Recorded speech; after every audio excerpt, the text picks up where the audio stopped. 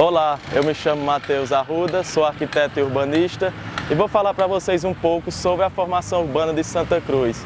Este que foi meu objeto de pesquisa, de conclusão de curso e que eu acredito que seja importante para a nossa geração e para a nossa cidade. Estamos, como a gente pode ver, no Marco Zero do município, a Rua Grande, que inicialmente era formada por casas de estilo simples, coloniais, em sua maioria caiadas, com beirais de telha passando na frente. No final do século XIX, início do século XX, chega no estado, no interior do estado, um estilo arquitetônico denominado de eclético, que a gente conhece como essas casas ornadas, como a gente pode ver esse exemplar. Essa pertenceu ao coronel Luiz Alves da Silva e foi construída mais ou menos no ano de 1920, na década de 1920. Ela conta com ornamentos e próprios do estilo e próprios da característica da terra. Por ser uma casa do coronel, ela é mais ornada em vista das outras, porque os ornamentos representam também o poder aquisitivo das pessoas da época. A formação de Santa Cruz consistia na rua e casas simples, de moradias. Hoje, com a evolução da Sulanca, com a evolução do comércio e etc., as casas deram lugar a edifícios comerciais. São poucos os exemplares que ainda constituem esse estilo arquitetônico. Conta mais ou menos com 22. A gente pode perceber que esse estilo ele é simples, mas para a época era moderno. Ele veio em substituição àquele estilo colonial. Como eu citei antes, dependendo do morador da residência, a casa apresenta ornamentos mais distintos. Casa do coronel Luiz Alves, por exemplo, que tem em seus detalhes as cimalhas, os balaústres e o ornato em forma orgânica na área central. Também temos mais à frente o exemplar do Sobrado dos Morais, que foi o segundo edifício que surgiu no nosso município.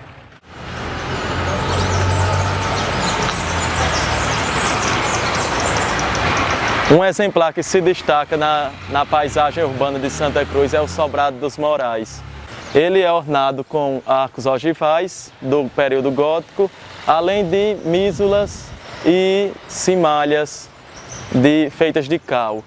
Ele é uma construção do século XX, mais ou menos de 1920, e destaca-se por sua altura e seus detalhes. Pertenceu a José Moraes da Silva, que era um rico comerciante da época, dono de lojas e departamentos de tecido, essas coisas. E por ser de uma família com bens materiais, ele conseguiu construir esse exemplar de 2 pavimentos. Ele não possui ferros em sua estrutura, sendo apenas tijolos maciços e barro em sua composição.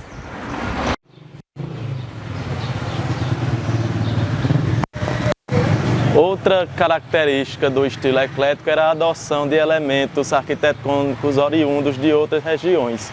Aqui, por exemplo, nós temos a implantação de azulejos vindos da França por volta da década de 1890. De fabricação manual, eles são compostos, em sua maioria, de cal e de elementos vitrificados na sua fabricação. Outro elemento adotado a gente vê na residência vizinha, que são os arcos. Os arcos são usados na arquitetura desde os romanos e foi adotado pelo eclético como uma maneira de reviver o passado.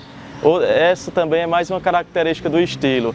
Ele nos traz várias características de outros estilos existentes e transforma nesse eclético. O eclético significa a mistura de estilos. Então, residência a gente pode ter arcos ogivais oriundos do período gótico, arcos plenos dos romanos, azulejos vindos de Portugal, França, que eram europeus.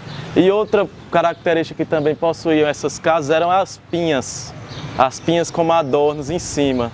Em uma época não muito distante, elas serviam como status para as pessoas que as possuíam.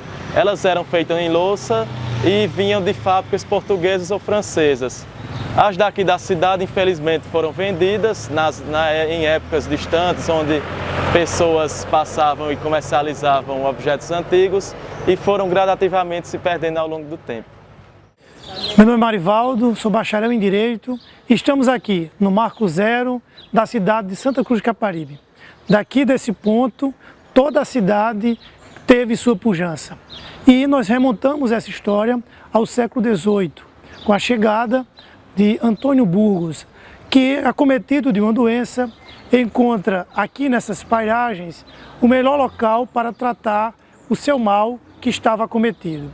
Com isso, Antônio Burgos pede uma promessa ao Bom Jesus, um crucifixo que acompanhava ele nessa missão atrás deste local para cuidar dessa doença que era acometida. Com isso, surgiu a Fazenda Santa Cruz. É nela que Antônio Burgos constrói toda a sua fazenda aqui no Agreste, Pernambuco. Ele, um residente da capital pernambucana, se instala aqui em Santa Cruz justamente no século XVIII. E dessa fazenda surge a cidade de Santa Cruz de Caparibe, que posteriormente é vendida ao alferes José Francisco Cordeiro de Arruda, que depois faz a doação de uma porção de terras ao Bom Jesus, aquele a qual Antônio Burgos fez a sua promessa e conseguiu a graça de ser curado do seu mal. Ao passar da história, a pedido do padre Biapina, o alferes José Francisco Cordeiro de Arruda faz a doação de uma porção de terra para esta comunidade. E aí, com essa passagem do padre Biapina, que estava instalado na comunidade de Gravatá do Jaburu, hoje Gravatá do Ibiapina, pertencente à cidade de Taquaritinga do Norte, vem realizar umas missões aqui neste local onde estamos hoje. Essa missão teve o intuito de tanto catequizar a comunidade que estava sem assistência de um padre, como também veio trazer a construção da igreja atual, a igreja matriz, a nave principal, sem o seu complexo da torre, como também a construção do primeiro cemitério aqui da cidade, que fica mais à frente aqui da Avenida Padre Zuzinha.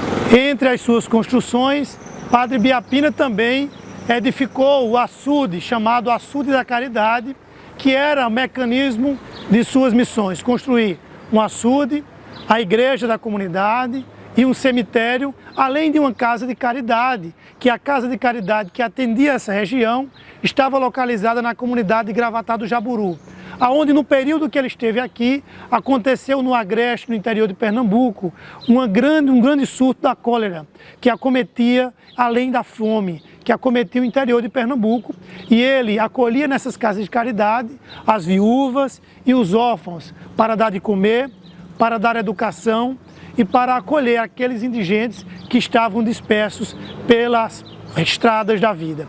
E aqui na cidade ele construiu a nossa igreja matriz, aonde teve a sua conclusão em 1874, como também a construção do açude do padre, que fica na comunidade aqui vizinha da Vila Augusto, como também o cemitério, como falamos mais à frente aqui. O cemitério, ele faz parte de um conjunto que na época é denominado da Irmandade do Arcanjo São Miguel.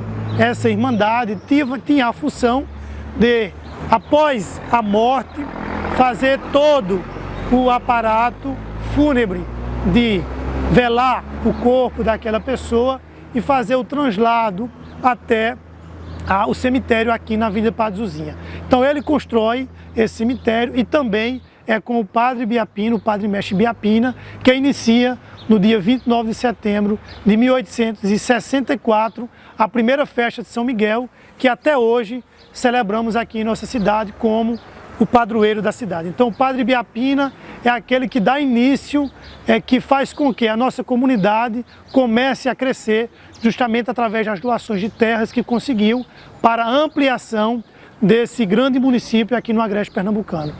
Posteriormente, para a conclusão da nossa igreja matriz, chega o padre Estima, que em 1882 conclui a construção da torre da igreja matriz, como também o corredor que tem na parte interna da igreja. Então, essa história de Santa Cruz, ela remonta, passando por Antônio Burgos. Antes de Antônio Burgos, eu quero fazer memória aqui dos primeiros habitantes ao lado aqui do rio Capibaribe, junto com a junção do Riacho Tapera, dos índios, possivelmente os cariris tapuias, que foram localizados alguns artefatos históricos aqui ao lado da igreja matriz, em uma construção de uma cisterna. Então, os primeiros habitantes de nossa Santa Cruz de Caparibe são os índios tapuias, cariris.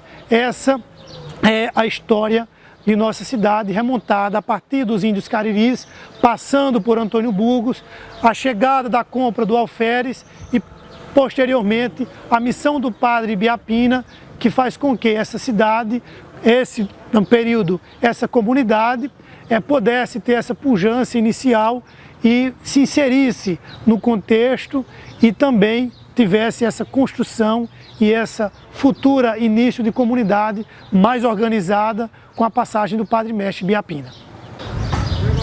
A passagem do Padre Mestre Biapina por nossa terra, que o quesito desse trabalho do Padre Mestre Biapina era trabalhar em mutirões. Então, na chegada das comunidades em que ele passava, entre elas Santa Cruz de Capibaribe, do qual percorreu os 5 estados nordestinos nessas missões, tinha esse caráter de mutirão. Então ele reunia toda a comunidade, mulheres, homens, crianças, todos dividiam por funções para ajudar na construção. Na construção da nossa igreja matriz não foi diferente. Ele reuniu a comunidade, relatos orais de pessoas que assim os seus avós contribuíram para a construção, e formava que aqui ao lado no rio Capibaribe, as mulheres que ajudavam nessa construção, nas barras de suas saias, elas colocavam a areia do rio, já que naquele período nós não tínhamos carroça de mão, essas estruturas, e traziam pequenas porções de terras para entulhar em pequenos porções aqui na frente da igreja, para ser utilizada na construção da igreja matriz. Além da fabricação dos tijolos, como esse, que podemos perceber um exemplar que foi extraído em uma das reformas da igreja matriz, uma peça rara, que remonta também esse período da passagem do Padre Mestre aqui, onde a gente pode perceber marcas ainda das mãos das pessoas que assim comprimiam a argila naquela estrutura para a confecção desses tijolos para a construção da igreja matriz. Então, esse sistema de mutirão, onde homens, mulheres, crianças, todos participavam, construíram e fizeram e edificaram esse grande exemplar que é a matriz do Senhor Bom Jesus dos Aflitos e São Miguel.